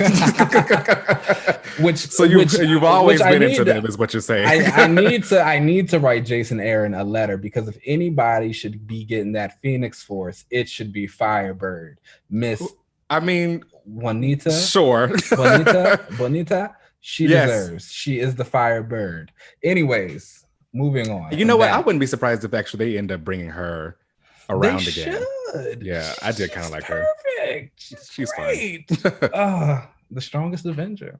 I'm sorry. That's right, because that's Jack of Hearts. Actually, a damn show wouldn't go that far. I was just reading the Marvel Zombie Supreme miniseries that he stars in. Highly recommend that to anyone. Came out in 2011. It brings him back. It gives you a very nice backstory on him. You see his powers. It's got Battlestar in it. It's a really good book. Marvel Zombie Supreme. Check that out. Come on, promo. But yeah, and so like I don't know. It was funny because I would find friends who did like comics in high school and things like that, but they all slowly but surely grew out of it. And where I was just sitting firmly in this space of, no, this is what I do. This is where I want to be. I want to continue reading about these heroes and this stuff and these stories. And it was just great. I think comics in general have always been kind of looked down upon. Yeah. Because of, but it's like these are legitimate forms of storytelling. And I'm also always going to be a big fan of people who can draw. And so it's like the fact that you're getting this legitimate storytelling with like this great art and these books and these fight scenes and all these things, like that's just super cool to me. And I was like, it kind of gives, I don't know if it's corny to say, but I truly think reading comic books has helped shape my morality. That's and dope. My judgment and thinking, just because of, you're kind of going through these heroes who have all gone through horrible things in their life, but they're still kind of constantly finding ways to overcome and fight and get to the next thing and like help the next person and just be selfless, even when they're being selfish. Yeah. And so I think that personally relates to me a little bit sometimes. I'm not the nicest person always, but like my intentions are my intentions are there. Like I truly would love to help people. I just might not say it in the best way. But you know, I comics stuck with me. I would never I hate these things sometimes, and they have burned a hole in my wallet and my pockets. Especially when my mom used to take me. My mother hated me taking me to the comic book store after a while because it would get to the point where I would wait the entire month to get all of my books at once. Oh, okay. So I would like go and there would be this giant stack of comics and she would be spending like $100 and $150 on me. And after a while, she was like, I'm not buying these for you anymore. If you want this, you have to do it yourself. Yeah, buy it yourself. Like, and then I started realizing how expensive they were. And I was like, whoa, but it was worth it. And so, yeah, I love it. That was my journey into comics. It's just shout out to Dazzler. She's the reason. The reason you got into it all. That's dope. And you, good sir, I feel like you had someone in your family who actually read comics, yes? Yeah. So the way I got into comics was through my dad. So my dad is a huge comic book fan and had been reading comics probably like since he was a kid. I don't really know the story of how he got into it, but he has told me that he wasn't always Team Marvel. He told me he actually used to be Team DC and I was a big Batman fan. That was who his like favorite was over there.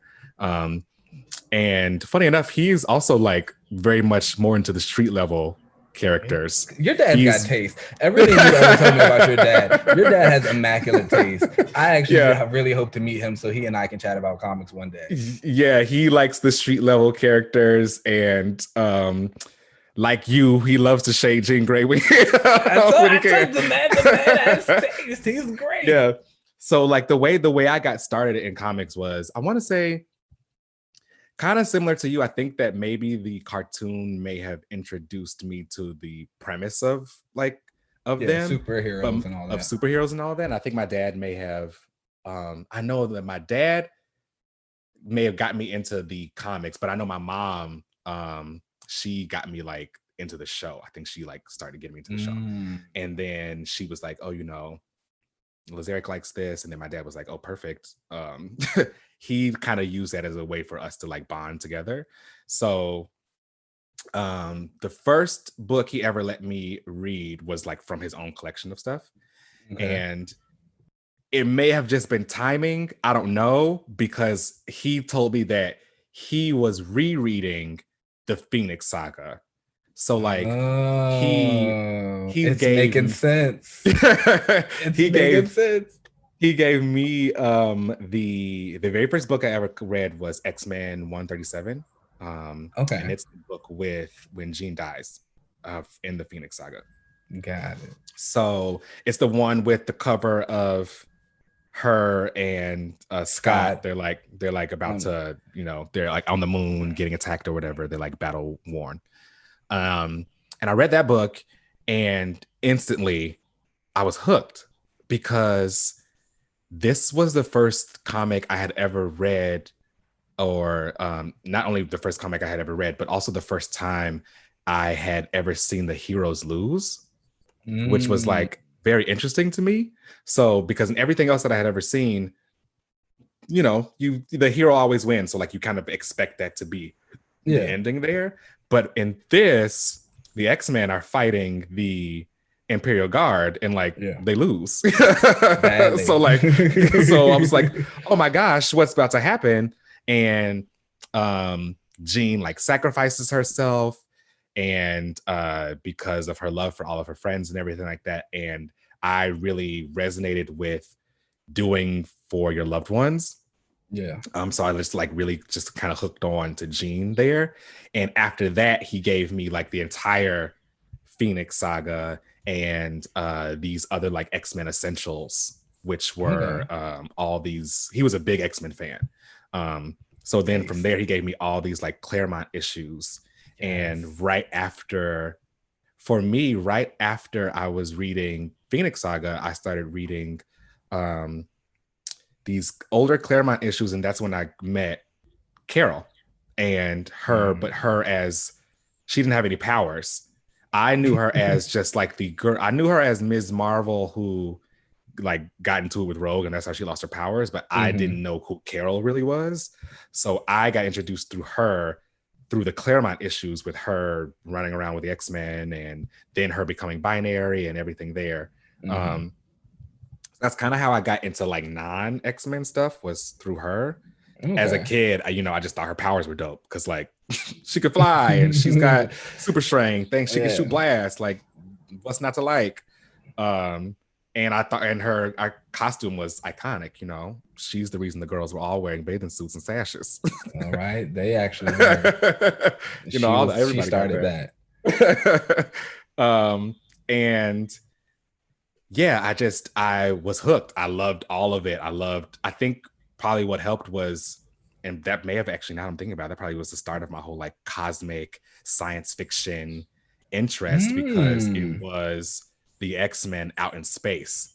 So it was like superpowered people like out in space and like doing all these really cool things, and everything felt so infinite, and everything felt like anybody could be like this. And I thought that was really cool, and that like really, really resonated with me. I didn't really get into DC stuff until much later. Once I started, so my dad was the one who was like mostly buying all the comics, and then once I got older and was in like high school, like late high school, early college, I started also buying stuff, and that's when I started to kind of get into DC. With like that early Teen Titans stuff, and like that Jeff Johns stuff. I didn't read it all. I'm finally going back through and reading all of it then. There's a lot of good stuff, man. I know. I can't wait to dive into it. I remember reading it a lot when back then and like loving it. So I'm excited to finally finish it all. And then I fully dived into DC actually with the New 52. I was sorry. I know, right? I know. I was reading. So sorry.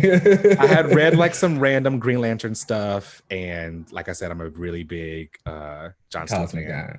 And I had kind of read like some stuff, like random one-off issues, but never like continuously picking up like a pull list. So when the New 52 happened, I was like, all right, cool. This is my chance. I'm gonna just jump right into it. And it wasn't, some of it was good. And again, my favorite kind of pillars over there were like you were the Teen Titans, Green Lantern. Green Lantern was good because it didn't stop. It didn't get relaunched. It like the whole story that Johns had before, it just kept going. Yeah, Aquaman did the same thing.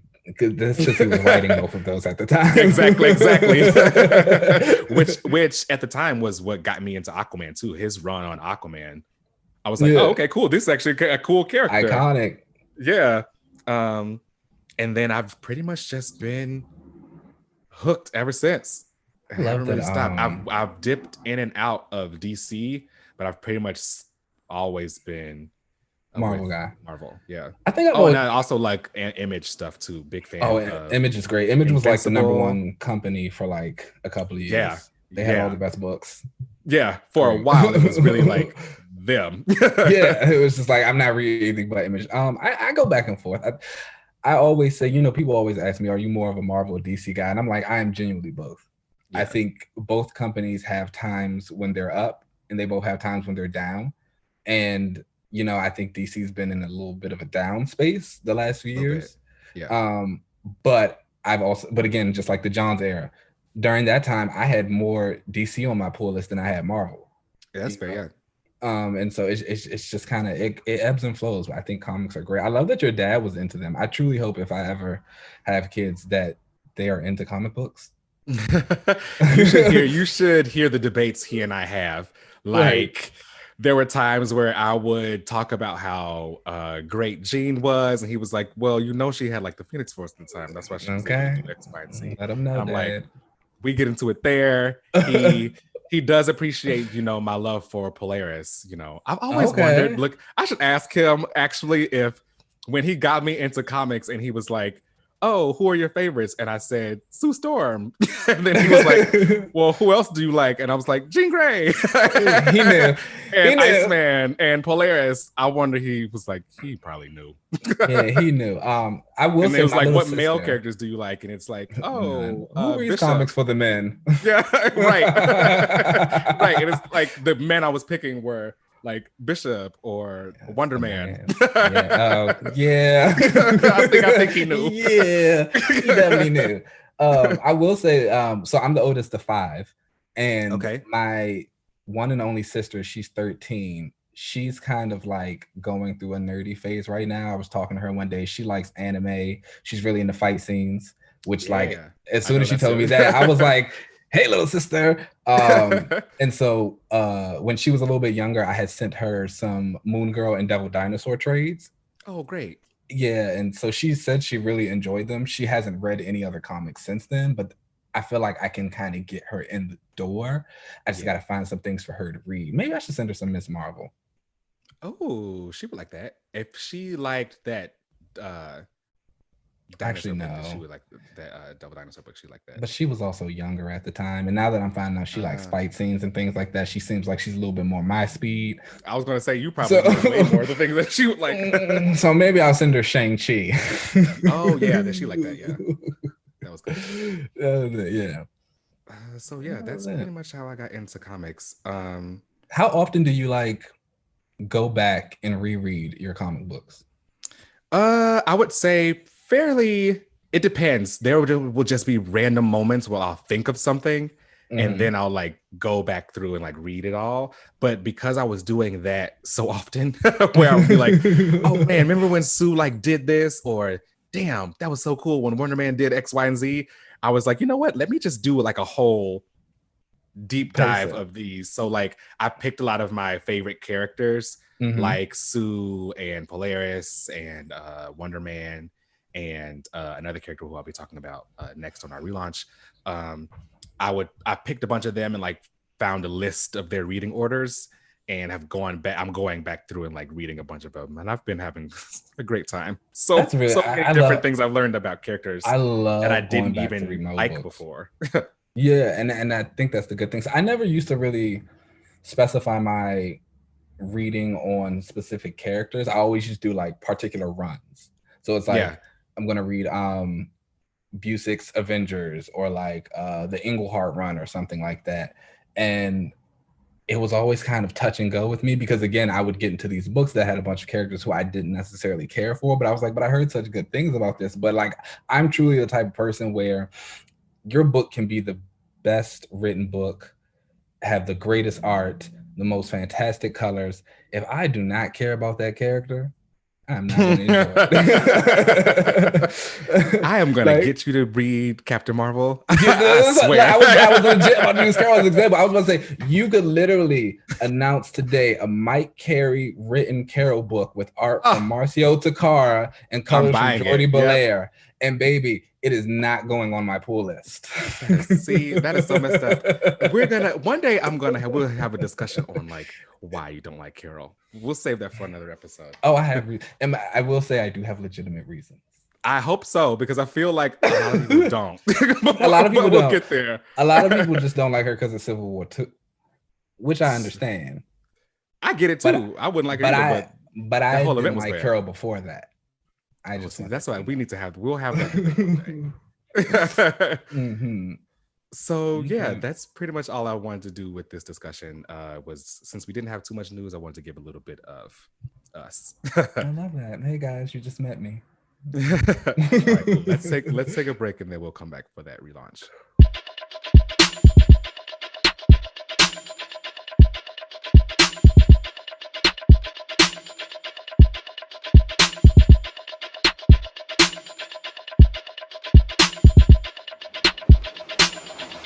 Alrighty, we are back for everyone's favorite portion. I keep saying it's everyone's favorite portion. It's my favorite portion. I don't know.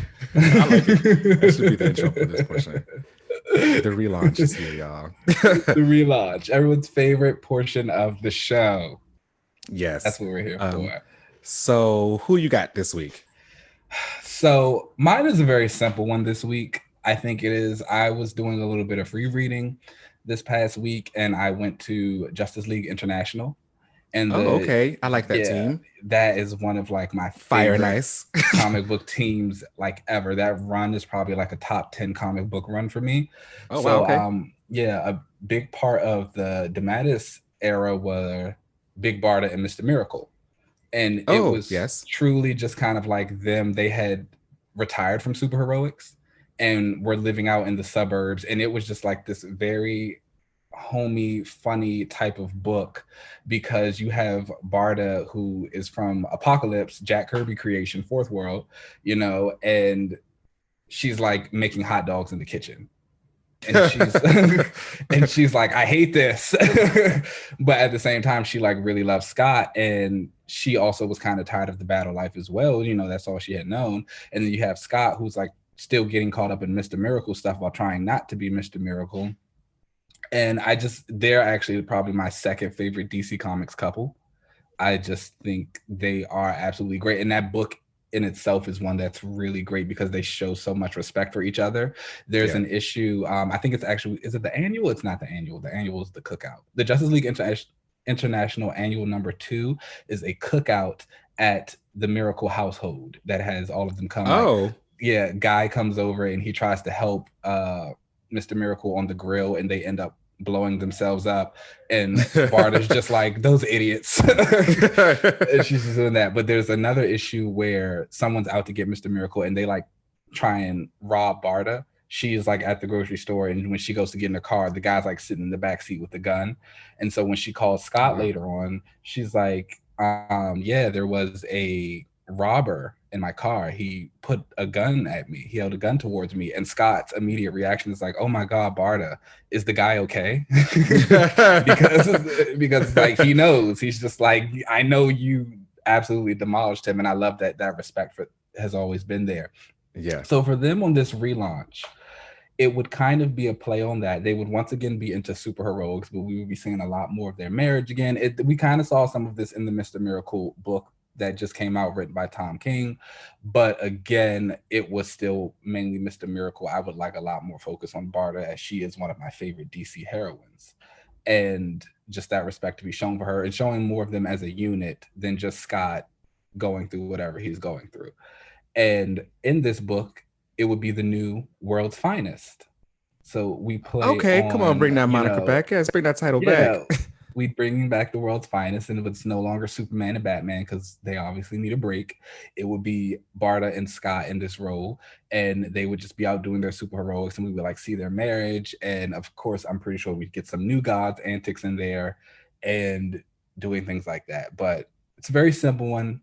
New World's Finest, starring Barda and Miracle. I just think it's something fun that can be done. I just really like a lot of that New God stuff. Jack Kirby, genius for that.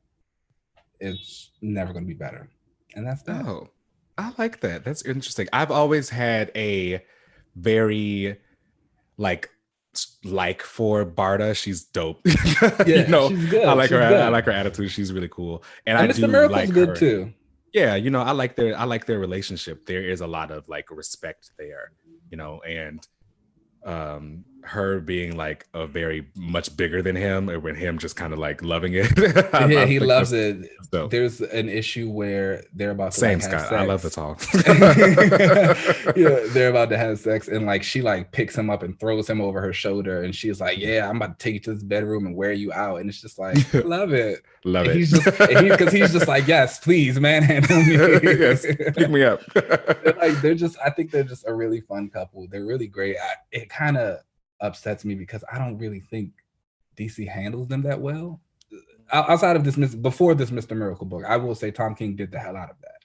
That was pretty fantastic. If you have not read it, go ahead and read it. It had amazing art by Mitch Gerrits, and it was just fantastic. It's really good stuff. So I want to see. Yeah, I feel like they get caught in that whole fourth world, we don't really know what to do with you thing that DC kind of has, which sucks because I actually really enjoy those characters. They're good, and think that they could be Dark like Side, all that stuff. Yeah, is really good. All that could Randy be Goodness, right? And hello, the Furies, like Randy Goodness and the Furies, like that animated movie. Hello. That what was that? That was a That Superman, was Superman, Batman, Batman, Apocalypse, Apocalypse. Man, a movie. That's in my top like three favorite DC animated movies. yeah, it deserves. It absolutely It's a good deserves one. that Yeah, fight scene, Barda and Wonder Woman versus the has Furies. yet to be topped. Yes, they've Truly, never done it better. Like yeah. the teamwork, us. Us. Very us. That Wonder Woman Barda scene is very us. Yes. Awesome. I Who's like your that. relaunch? So this week I am going to jump back on the Marvel side and Okay. give you a relaunch of Vance Astrovic, aka Justice. So So I will admit I'm not super familiar with Justice outside of like some of the things that you and I have talked about. mhm. I know he's a new warrior and he's a mutant with telekinesis. Yes. So, I mean, that's kind of the general premise there. He is a kid from New York who develops mutant powers, telekinetic powers. However, initially, and I hope that if whoever listens to this and they do relaunch the character, they show more of his abilities because he was telekinetic but psychokinetic, which in my opinion is like Okay. one of my favorite forms of like telekinetic superpowers. So he Okay. could generate like physical telekinetic energy, and that's how he would use his telekinesis. So he Okay. wasn't moving the object, he was moving the energy around the object, which I found just interesting because it was different. Mm. But they basically just kind of give him just telekinesis. Although whenever they draw it, they do kind of draw energy around the things that he's moving or whatever, to kind of really give you that feel of him being psychokinetic. But so he is just a regular kid from New York. He develops mutant powers, but his dad is kind of a bigot and doesn't like mutants. Aren't they all? Right. So you get that kind of story with him.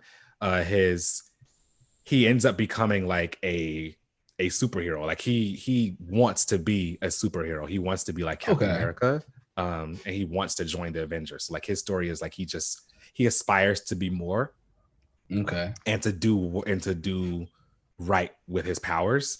So, but his dad is not all about it. So the way he actually ends up getting or learning that he's a mutant is his, of course, through comic book craziness. His future self like Oh Lord. comes his future self like comes to the past and tells him, don't go off and become a astronaut, because if you do that, you end up becoming like me. And he's like this future version of himself with like this weird looking costume and these powers or whatever. He goes by Vance Astro. It's his future self. Okay. But his younger self is like, okay, cool, I won't do that. But then like that, seeing his future self awakens his mutant powers because he's like, oh, that's what I'll be able to do. Cool. So then he like learns that he's also a mutant. So he decides to go by Marvel Boy. That's his new like kind of name. So he starts to do kind of solo stuff there. His dad hates it and like beats him. Oh. Yeah, so it's his backstory is kind of dark, even though he is such a like I want to do good kind of character. He joins the New Mutants. I'm sorry, not the New Mutants, the New Warriors. Although they end up working with the New Mutants at the time fairly closely. He joins the New Warriors, which of course had Night Thrasher and Firestar, who I know you know. And I do love Night Thrasher.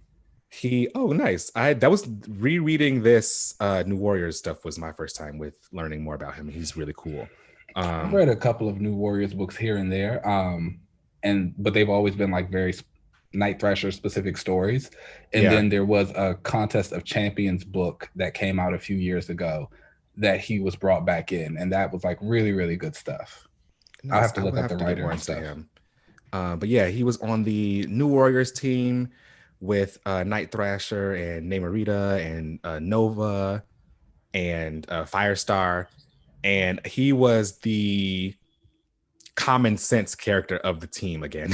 you know, You love common sense. I love a common sense. So Nova would always, kind of be the one to want to be the leader of the team. And they were at the time in the 90s, this whole New Warriors run, which I would recommend as the kind of dive into this character, was, although I think it was very good, it sometimes can get very 90s. It was kind of still a product of its time.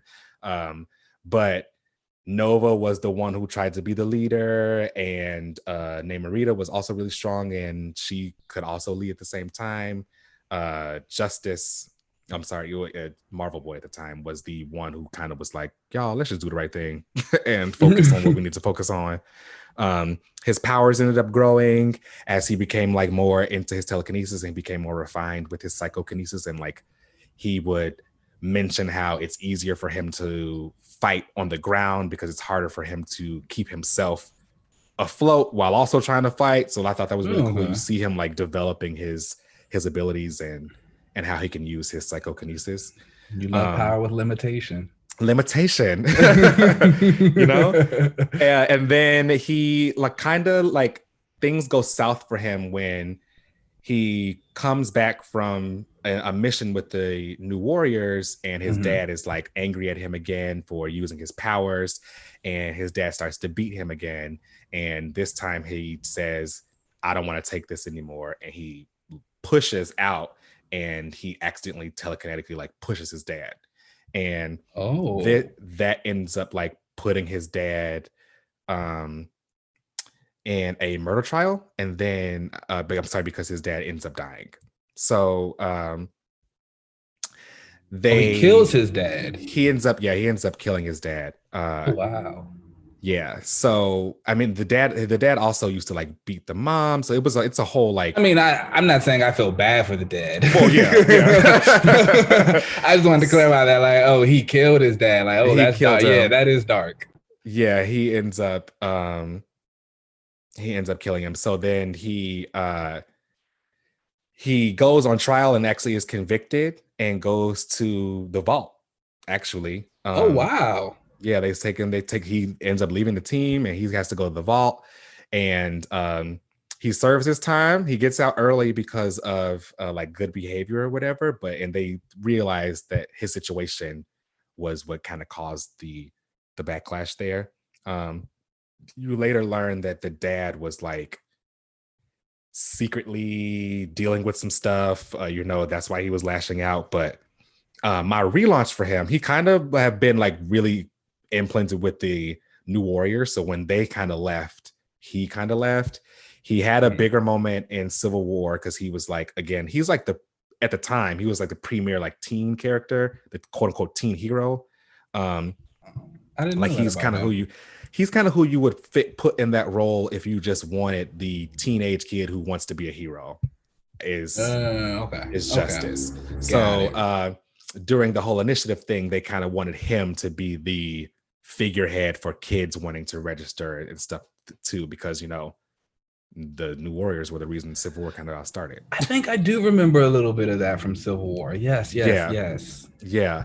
And my relaunch for him would actually be, I would bring him back, update his costume, and I feel like there's a void for that like young adult era of like superhero right now for Marvel.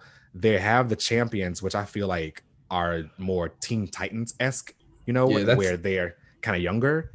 Yeah, they're like Gen Z, Young Justice. Yeah, I feel like there needs to be more of a like Titans team, you know what I mean? Yeah. And I would have him kind of be the one to start that and get more of the people who aren't quite Avengers age, but they aren't kids either. But they still are superheroes.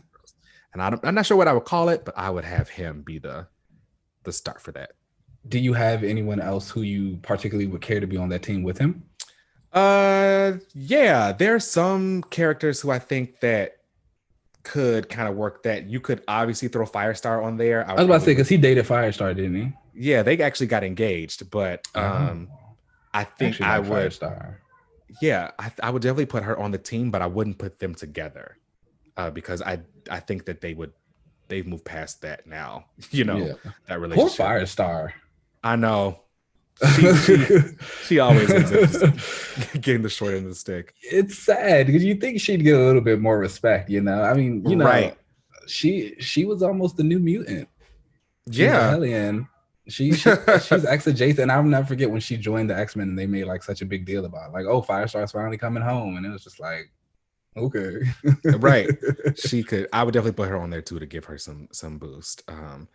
But yeah, I'll come back and give you more about who should be on that team, but he should definitely be the leader. Justice. I would read it. I love. And he is more street level-esque too. I wouldn't say he's. He was giving me that feel like when he was like, "I'm not flying." I was like, "Oh, okay." Yeah, feet on the ground, huh? Feet on the ground. I think you would like that part. He isn't as superhero cosmic-y as you would as I normally like. But, I enjoy that. Okay, I am into that. Okay, so that is the relaunch that I had, and I wanted to get into the next thing that I think we are going to start doing on the show, and that is our rewatch and reread sections. Yes. It's been a couple of episodes now, and we've really enjoyed interacting with you guys a lot, and we want to keep doing that. So we want to bring on these new 2 segments: another rewatch, like you said, and another reread.